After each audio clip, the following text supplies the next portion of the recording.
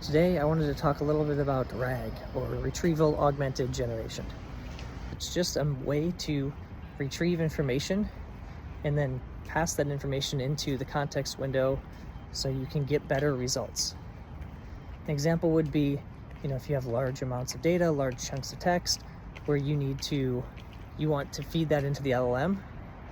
Maybe you're building something that needs to get legal information from a bunch of legal codes. You might store all that in a vector database, use RAG to retrieve specific parts of that information when a user that's talking to your chatbot needs that information.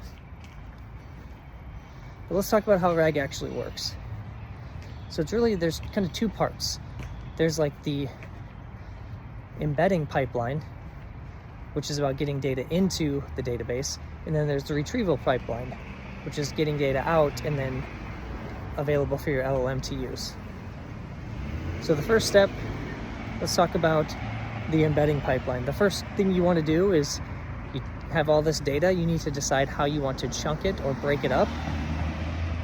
And there's a lot of different chunking strategies, things you can do to really decide how it's best to break up your data. And honestly, this is in my opinion, one of the more challenging pieces, because it's right at the beginning. You have to figure out what makes the most sense. You have to determine what metadata you want to store with each of those chunks.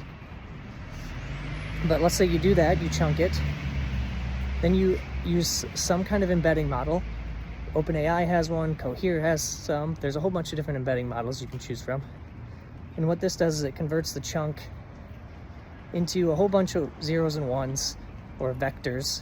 It's an array of numbers, and you store that in a vector database.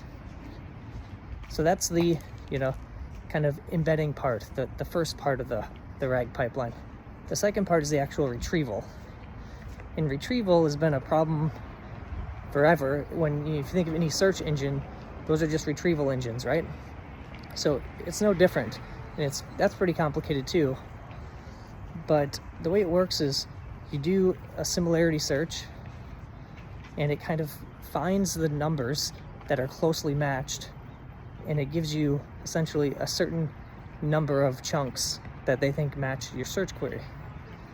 So when a user creates a prompt, you embed that, you compare that embedding to the embeddings that are in your vector database, and you get out what's often referred to as the top K, which is the certain number of chunks that you want that are most similar.